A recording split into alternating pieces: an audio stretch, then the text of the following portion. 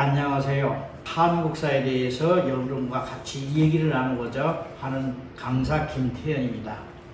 오늘 이 얘기하고자 하는 것은 조선사 중에서 가포 임상옥 선생의 원대한 포부와 거기에 따른 이 요즘 삼성그룹과 마찬가지로 그 엄청난 부를 이루었는데, 이 사람은 비록 이 사농공상으로 해서 제일 밑바닥에 있는 백정보다는 우회고 스님보다도 우회인 겨우 그 상업을 하는 사람으로서 실질적으로 이 사람은 대외 중국을 통해서 무역을 함으로써 엄청난 부를 이루어서 곽산 군수까지 하고 이루어졌던 사람입니다.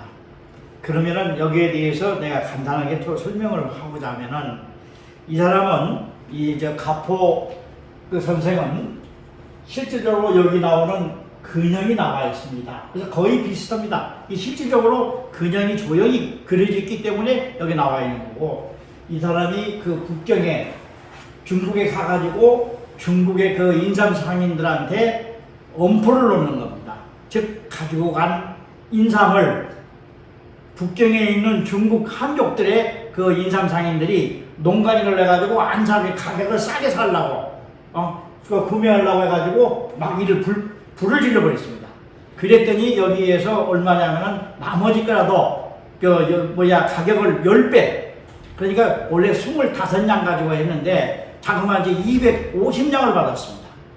근당 해서 엄청나게 그 이익을 얻어가지고 또 들어오게 온 사람이 있는데, 그 정도로 했는데, 실질적으로 가포 임상옥 선생은 원래 의주상단에 있는 조그마한 그 역관의 아들로 태어나가지고 거기에서 20살부터 이 의주 역관에 의주 상단에 거기에서 붙어가지고 거기에서 그 돈을 벌기 시작했습니다. 그래서 자기 몸을 배우고 자기 마음속에 가장 중요한 것이 했는데,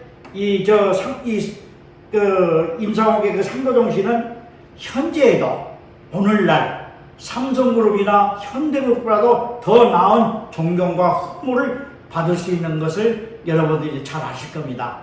여러분들 잘 아시지만은 최인호 선생이 지난번 상도라는 책을 써가지고 그것이 MBC에서 상도라는 그런 장사를 하는 그 상업적인 그 길로 해서 드라마를 해가지고 거의 이 시청률이 자그마치 67% 이상을 전 국민들이 이 상도를 구경하는 일이 있었습니다.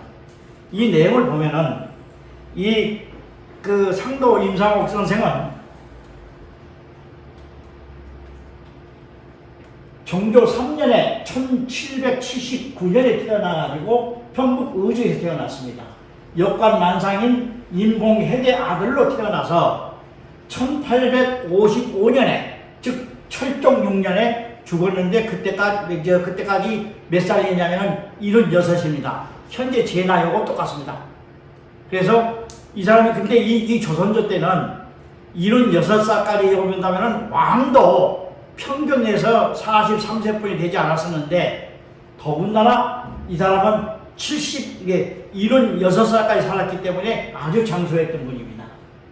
이 임상옥 선생은 이 상도정신은 현재에도 존경과 흠모를 받고 있는 그러한 되어 있고, 또한 이 시절에는 최고의 제일 큰 상단이 한양상단, 그 다음에 개성상단, 의주상단, 다 밑에 해가지고 동래상단 해서 4개의 큰 상단이 있으며, 거기에 더불어서 보부상들, 지금으로 말하면 쿠팡이니, 그 다음에 한진이니 하는 그런 물류 이동을 하는 상당인 그런 보부상들이 있었습니다. 크게 나눠가지고. 그래서 상단하고 이 보부상들에 의해서 조선 한반도 내 모든 물류 유통을 바로 그 상단에서 했는데, 그러면 외국과 거래는 누가 했느냐?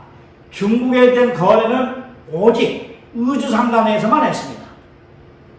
그리고 동네에서는 일본과 거래를 했었습니다.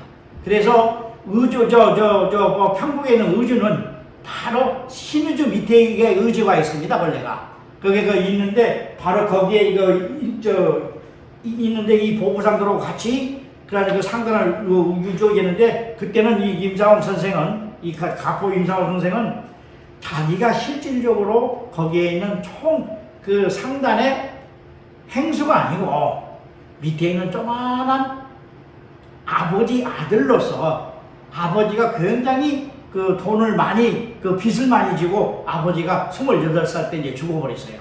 부친이. 바로 여기는 임봉익 씨가 죽었는데, 바로 그 죽은 아들로 해가지고, 대신 아버지 대신 들어가가지고 거기에서 상단을 했습니다.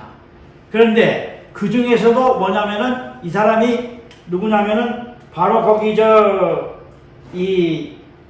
가려면은 변리사가 있었고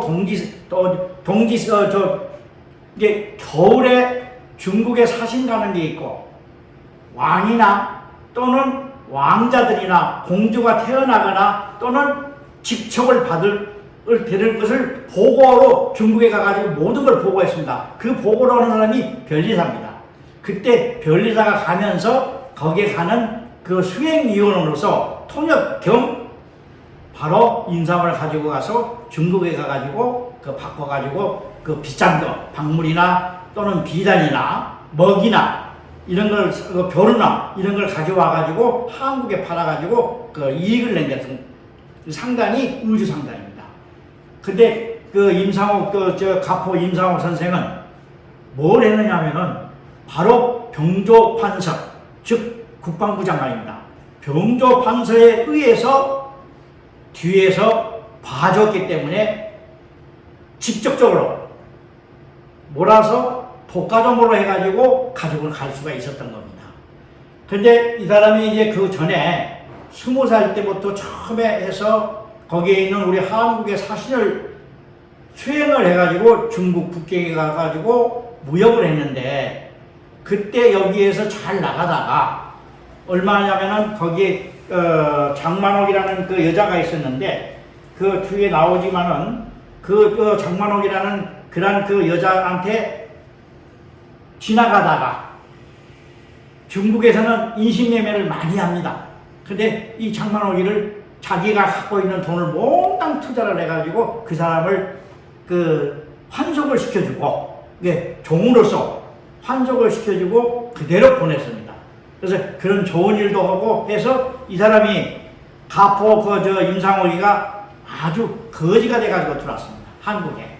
그래서 어디로 가느냐면은 이제 그래가지고 이 드라마상에는 뭐냐면은 그 추월사라는 그런 그 절에 가가지고 그 스님한테 가서 이 스님 노릇을 2년간을 했었습니다.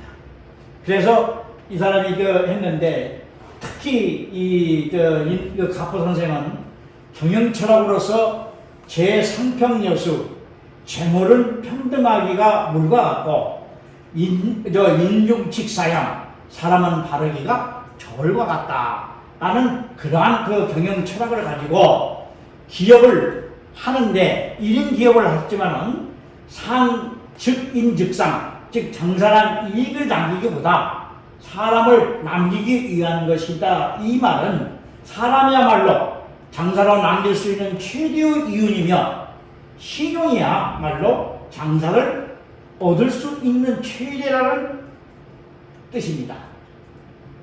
이 사람에 대한 가포 선생은 경력은 18세부터 장사길을 시작해서 28세에 부친 임봉액이 죽자 빚만 남았으며, 의주에서는 중국 무역시 팔포무역으로 1인당 인삼은, 이건 홍삼이 아닙니다, 인삼입니다. 인삼 80근만 거래하게끔 되어 있는데, 거래하게끔 되어 있는데 실질적으로 80근만 가지고 가지 않고 나머지 사람도, 수행하는 사람마다 한 사람당 이 장사하는 장사꾼들 80근을 가져가게끔 되는데, 그걸 독과점을 해서 거기에서 장사를 했던 겁니다. 그래서 인삼을 몽땅 거두어서 북경에 가서 팔고, 비단, 당연한 것은 뭐냐면 여자들 신발입니다. 이게 비단으로 만든 신발입니다. 그 다음에 생필품과 사치품을 사와 이익을 봤는데, 특히 임상옥은 인삼 장사를 할 때 권신 병접판서 국방부 장관입니다. 박종정의 적극적인 지원으로 인삼을 개발해서 최초의 홍삼을 만들기 시작한 사람입니다. 의주상단에서 개성상단한테 부탁을 해가지고 개성상단서 안 만들어주니까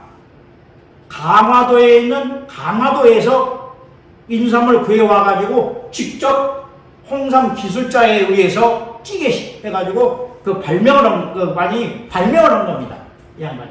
그래서 많은 돈을 벌 수 있었는데, 이 돈을 많이 벌어가지고 이 사람이 뭘 했느냐면 제일 먼저 한 것이 백성을 구제하는 것을 시작을 했습니다. 원래 가포 임상옥이는 큰 돈을 벌자 아버지 묘소를 바로 의지에 있는 백마산성 아래 큼지막하게 묘소를 쓰고 수백 칸짜리 저택을 일가 친척에게 사용토록 그걸 하였습니다. 뿐만 아니라 중국과는 사신이 100명이 와도 즉각 숙식을 감당할 수 있도록 하였으며, 상정이 잘 되어 출납을 적는 사람이, 북이라는 사람이 자그만치 이 기록으로는 이게 사서입니다. 사서가 70명이 넘었다고 그렇게 이 얘기가 전해되고 있습니다. 뿐만 아니라 많은 토지가 있었지만 자손들이 팔아먹을 줄 몰라서 궁토라는 것은 왕이 되지 못한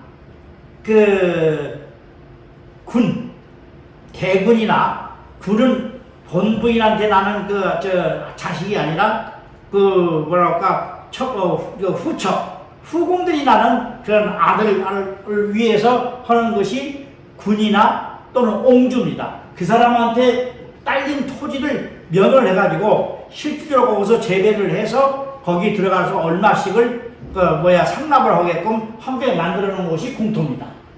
그리고 또 과객이나 거지에게 숙식을 제공을 하였으며, 흉년이나 홍수가 나면은 빈민을 구제하고 천석을 내가지고 백마산성의 수비군에게 제공을 해서 도둑을 예방을 할 수 있게끔 흉년 때는 이렇게 일을 참 많은 사람을 도와줬습니다. 그래서 나라에서 이제 그 이후에 1821년 순조 21년에 중국 요동에서 번진 괴질이 평안도에 휩쓸려가지고 전국을 번졌는데, 이때에도 많은 재산을 내어서 치료와 구제를 했기 때문에 왕으로부터 곽산 군수라는 그런 칭호를 받게 되었습니다. 이상으로서 오늘은 여기까지만 이 얘기를 하고, 나머지는 내일 다음 기회에 말씀을 드리겠습니다. 이상입니다.